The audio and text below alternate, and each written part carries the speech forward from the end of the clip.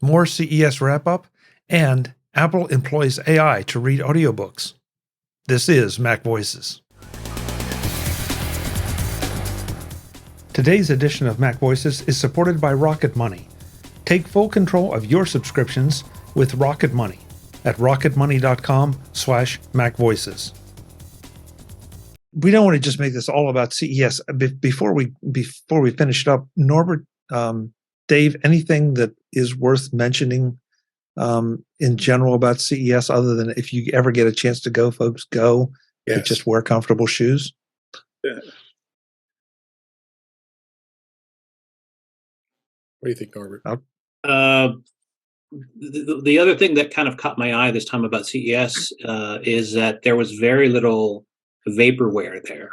I think a lot of the vendors and people that we spoke to, it was very pragmatic type of things that are either on the market, coming to the market. It's not something that you'll see, in the Jetsons. You don't see Rosie the robot ironing your clothes and picking your clothes up like we did in 2020.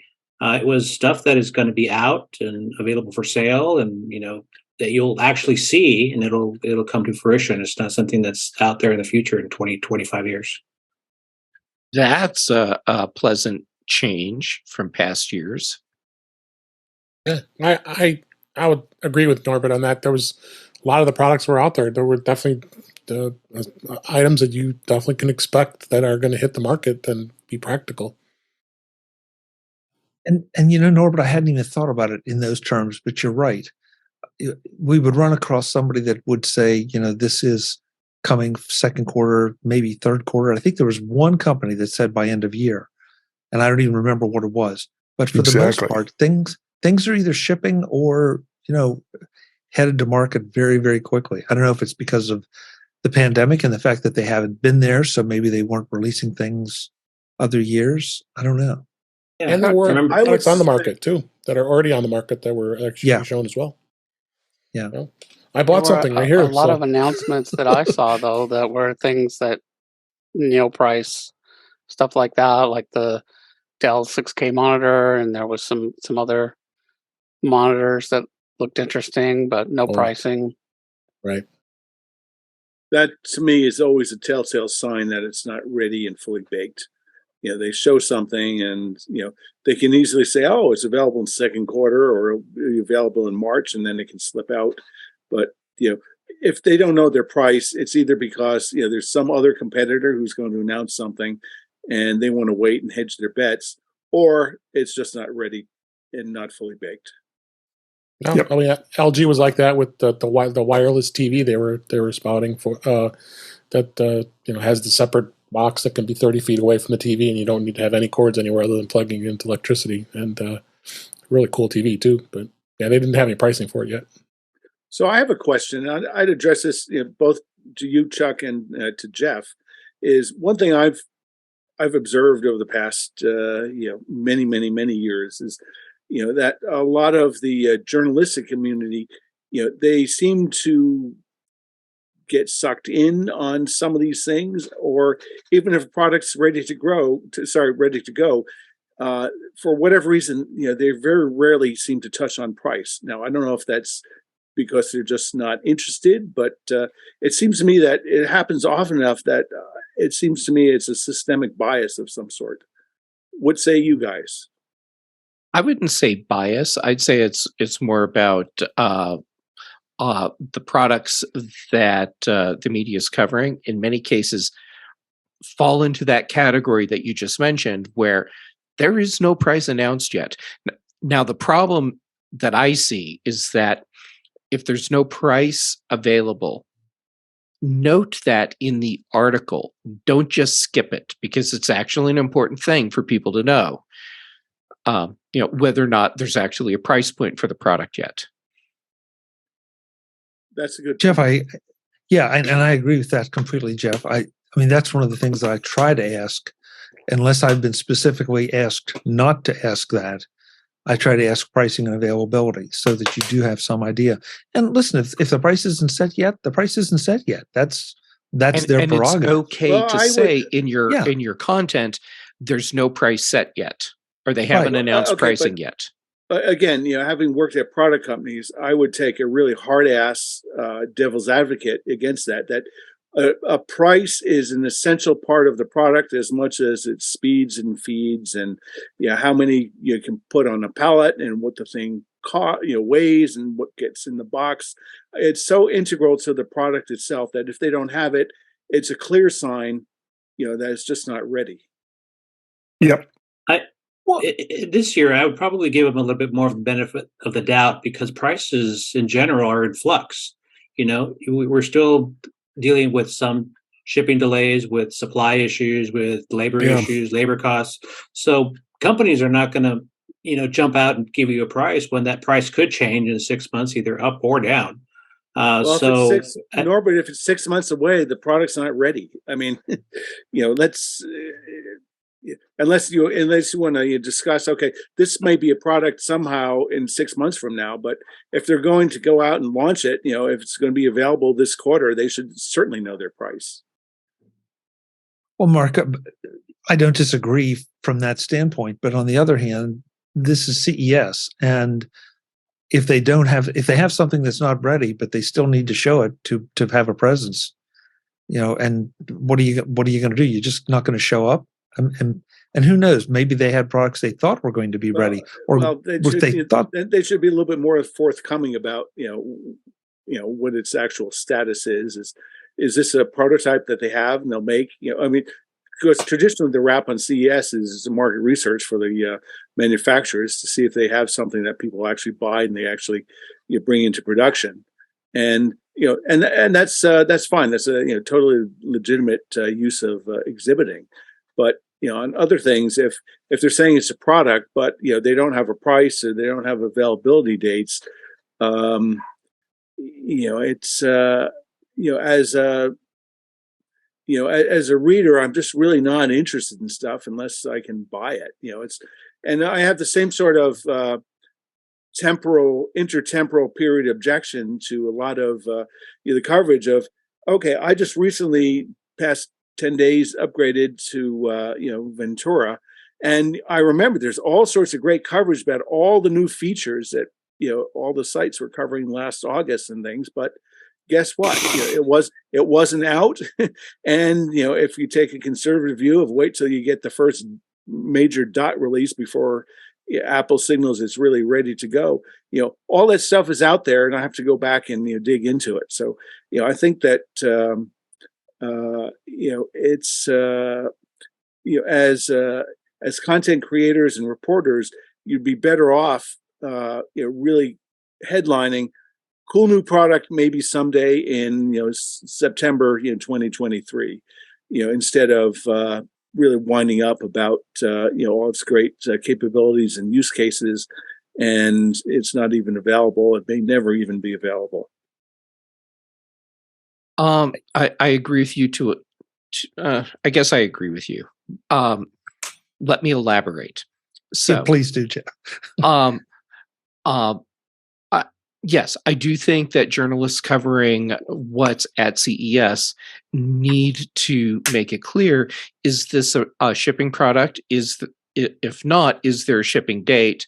If not, what is it that's making this newsworthy?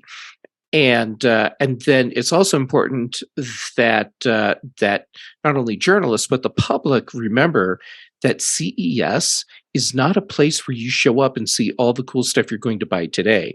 The purpose of CES is for vendors to show up and make deals and sell to other companies.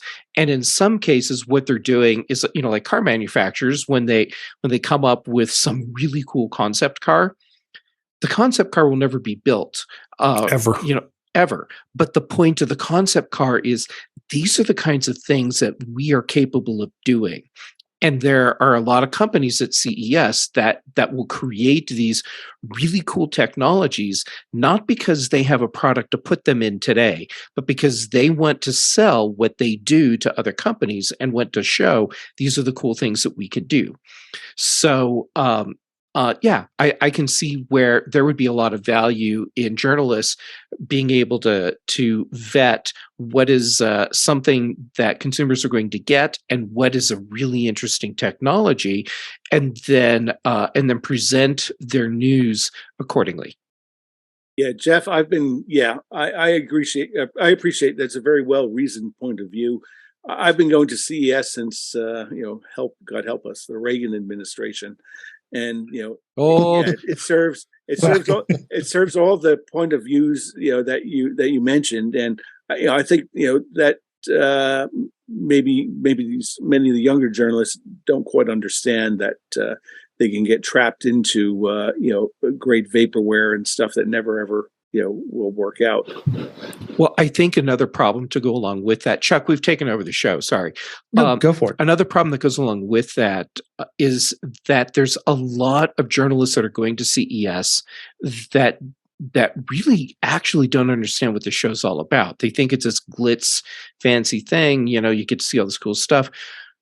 And there's another problem, which is that a lot of journalists don't want to go. And so they're going to this event that they're actually wishing they weren't at.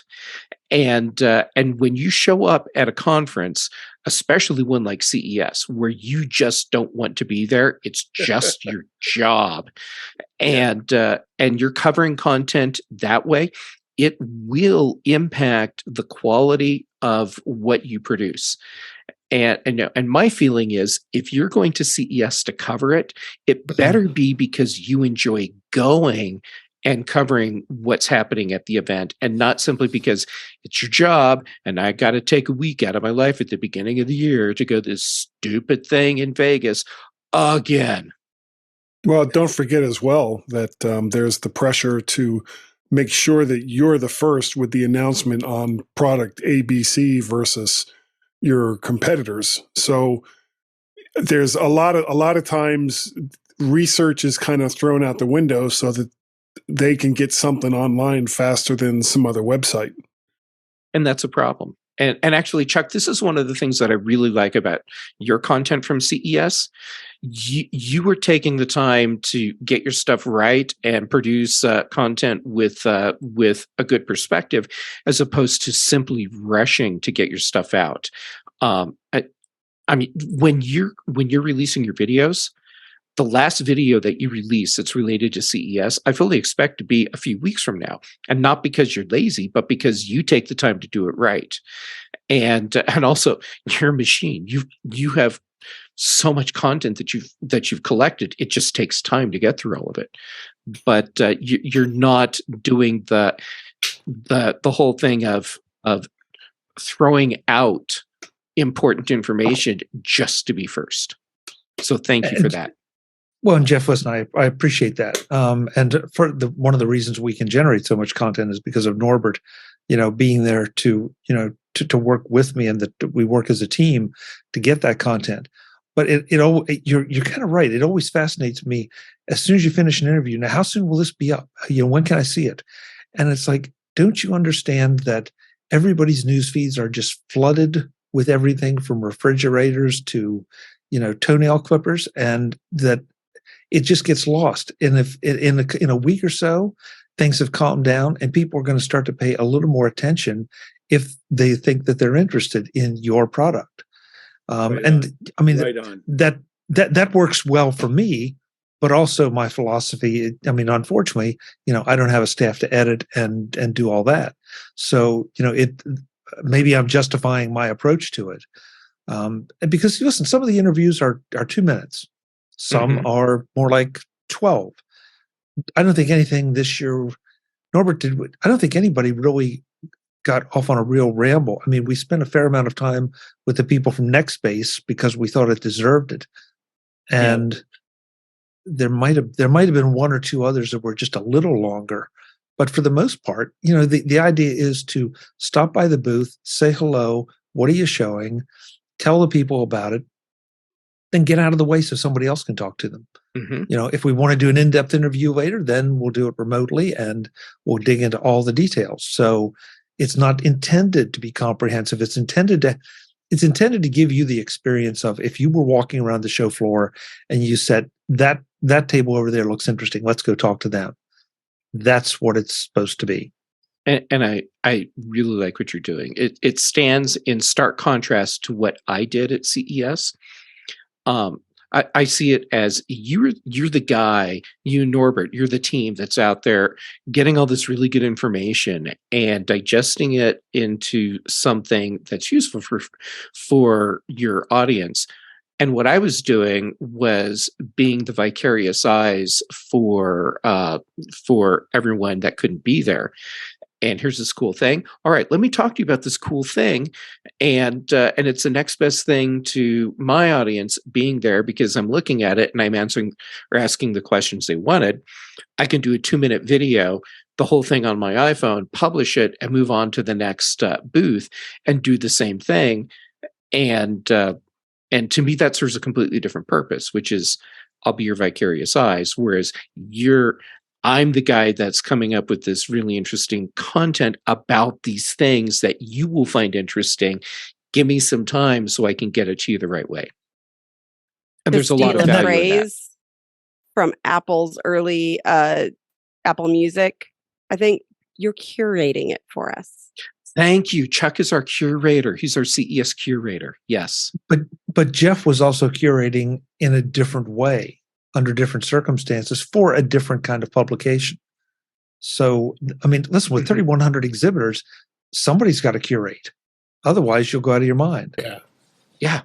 And you might anyway. Yeah. When I went to CES, go with mind blown. That's what I do. Yeah.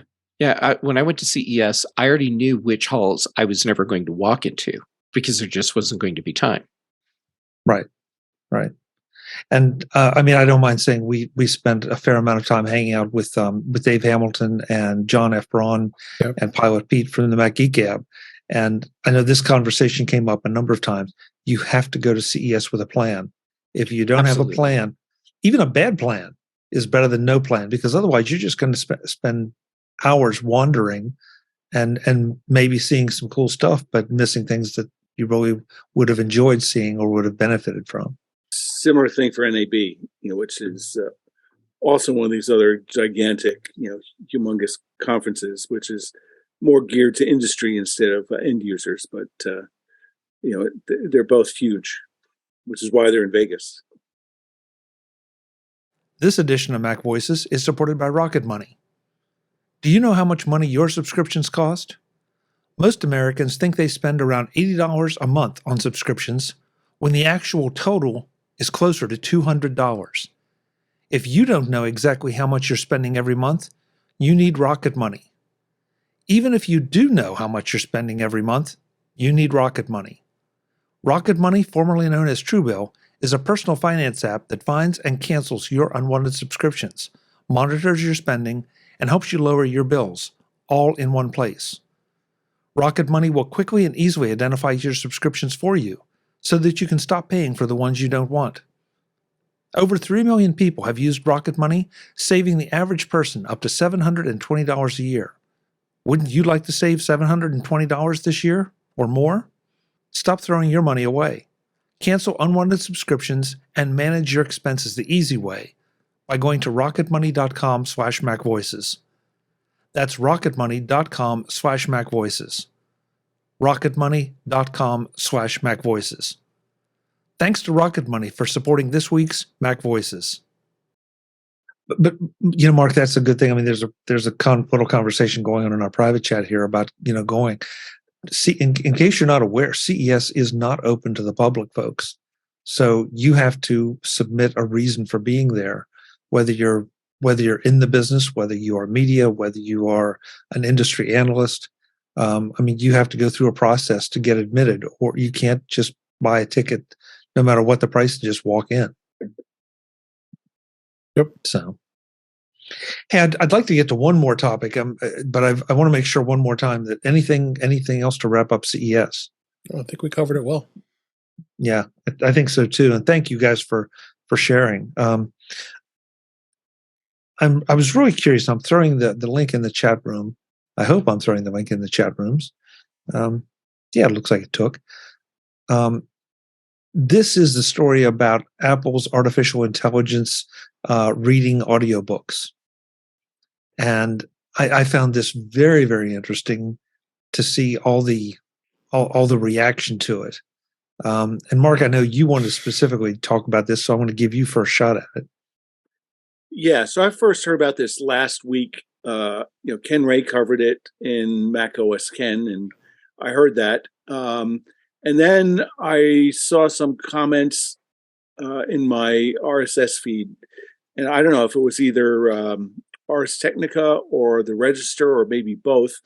And they covered it in a little bit more detail, but I read into some of the user comments, and a lot of the user comments seemed to me a little bit off track, and they were indicating, okay, this is going to collapse market, and it's another way that they're going to reduce the amount of money they have to pay for authors, and yada yada yada yada. And I was thinking, no, I think I looked at it completely differently. It seems to me the better analogy might be professional audio to AI narrated audios, like professional typesetting and graphic layout to what Apple introduced through desktop publishing with the Mac. It's not going to replace all of the traditional narrated audiobooks, because great narrators with their inflection and tone of voice, they can work wonders that AI at least of now can't do. But what it does is it opens up to a much wider world the opportunity to have a audio version to complement a print version of a published work. So I'm thinking this is really a market expanding activity that makes providing a narrated versions available to much wider set of people. And I also saw some comments that was critical. Well, Apple is typical Apple, and they're going to come under scrutiny for control of the market and limiting competition, and so on and so forth. And Apple's a nobody in books. I mean, Amazon is the clear runaway leader on that. So this is not a monopolistic or even market share leading move on Apple's part to control somehow how books are published. I think this is really interesting to provide other opportunities. I'd like to see it ultimately one day that any audiobook you have that maybe it's not they don't have a narrator you like, or there's no narrator at all, to provide an alternative. Because there's some books I'd love to listen to an audiobook, but their narrators are just so uninteresting. Case in point, Solzhenitsyn's Gulag Archipelago. One of the narration is from his son, but it's boring as hell. I'm reading the book, and I'd rather not make a lot of progress until I have time to read it, because I just couldn't fathom listening to that dull, boring voice forever. How great would it be if we can throw a PDF or ebook, whatever format, add a tool and select a narration that we like. So I think maybe in the fullness of time, this capability from Apple may emerge into something like that. But futures and dreams aside, in the future, I think right now this is a market enlargement activity of bringing capability to a lot of people who just can't afford to go out and hire professional narrators and editing services and production services for their manuscripts. So I'd say I'm 2 thumbs up. I hope this takes off, and I hope it succeeds. Brittany, I know but Brittany's chomping at the bit, and I want to make sure she gets in, because she and I have had this conversation about a particular app too. We have, who's actually been a guest on your show before, which is awesome. You can do that right now, Mark. It's on VoiceStream Reader, which is an awesome app that I've used many times when I did not have an option of having a human reader. But I do completely agree with you. It does not take the place. Apple, if they're doing this, needs to really carefully label it, price accordingly. And one of the nice things about VoiceStream Reader is it will do the highlight text along with you, which helps a lot of folks who have dyslexia or other print disabilities. And I can use it on my science papers. Literally any PDF can just go in there. Anyway, I could go on about VoiceStream Reader forever. I like this. I do not want publishers to think of it as, oh, we can now do this instead. One of the podcasts that I really like, Tech Meme Ride Home, he's been experimenting with it for a long time. I love the experiments, by the way, but I can't tell if he's joking about replacing reading the news himself, which would mean I would no longer listen to that podcast because it's not the same. If I can have a human inflection reading a thing, I want that instead. But man, is it nice when that's not an option for budget reasons or whatever to have the alternatives. It's really great. But I do prefer it when I can see the text at the same time because their lack of inflection does make it harder to pay attention to. Britt, though, don't I recall that you said that this was a tool you used during your education to get Absolutely. through when nobody's going to do an audiobook of like a textbook or a paper? Or my neuroscience papers to read. Yeah, I would use it for the introductions a lot. Or even, and this is weird to anybody who does not have ADHD, to start reading it and then finish with my eyeballs. It's not a replaceable tool by this, the VoiceStream Reader part, if you're in science, but especially if you're neurodiverse and in science. But it was really cool because I could import the paper, I could go through the introduction and the discussion, which are easy reading by comparison on a neuroscience paper, compared to the methodologies and the statistics and stuff. And then read the parts I needed to with my eyeballs. If I needed the highlighting, I would leave it on and turn down the voice. Having those options was tremendously valuable. Guy, you wanted in. Sorry.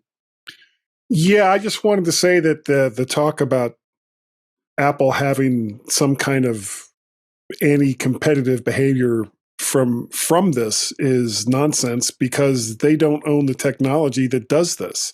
Anyone, as Brittany was saying, anyone can use this. And, whether it sounds like a real person and whether they're able to make it better, putting that aside, right now, there's lots of YouTube channels out there that use robot voices to tell these little stories and it sometimes it works, sometimes it doesn't. It really depends on the types of stories that they're trying to tell. But there's no way that Apple can be accused of anti-competitive behavior when anybody can jump in with this. I thought, one of the other comments I saw, is this going to is this going to eliminate jobs? I mean, here we go. We're back to that argument about robots taking jobs. And I don't know about you. I put some of this into three categories. There are the people that just read the book, which is what Mark, I think, was talking about. And, it might as well be an artificial voice because, it's flat. There's nothing to it. Then there are the really great narrators that narrate the book. Then there are the folks, I hesitate to call them narrators because I think they perform the book, with multiple voices and, so that you can, by the voice they're using, or imitating or whatever, that you can pick up the character. They're that good. So I sort of have three categories in here, and I don't care if it's a person. I don't care if it's the person that wrote the book. If they're not good at it, they should either hire a narrator or just let it go to the audiobook. Yeah, a good example would be honestly the English versions of the Harry Potter books. I can't think of the name of the person that narrates them. Stephen Fry. He's fantastic. Sorry? Stephen Fry. Yeah, he has different voices for every single character that he's portraying through those books. And sure, they all kind of sound like him, but when it's Hermione, he's got a higher pitch to his voice. When it's Trelawney, it's got that kind of mystical little touch that was kind of written into the books, and it's great, and he's wonderful at it. Whereas the American version of the same books, they're not nearly as good. So the quality of the person. I'm going to stop you for a second. Okay. Everyone has a different opinion about which one's better, personally. Sure. Jim Dale does better voices. Stephen Fry is a better narrator. But it does depend on which one people were exposed to first. Much like, if you know this, who's your favorite Mystery Science Theater host? Anyway. The robot guy with the thing on his head. Who's your favorite doctor from Doctor Who? Right, exactly. It's who did you start with? But they're actually both great performers, but they are very different. If you're really I listened to Jim Dale first, and then I heard a recording with Fry, and it was like, this is just better. And I think it's what you said. He's just a better narrator. I like them and both, whether or not his voices are better for the characters doesn't matter as much, because so much of what you get, especially from fiction, is the stuff in between the people talking. And if you can paint a narrative of what is going on with these characters and do it in such a way that it's engaging and pulls you into the story, well, whether or not you have great voices for every single one of those characters doesn't matter as much. Visit MacVoices.com for show notes and to connect with Chuck on social media. Get involved in our Facebook group or like our Facebook page, and get more out of your Apple tech with MacVoices Magazine, free on Flipboard and on the web. And if you find value in it all, consider supporting us through either our Patreon campaign at patreon.com/MacVoices, or by making a one-time donation via the PayPal link on our front page and in the show notes of each episode. You will join these fine people who help bring you Mac Voices.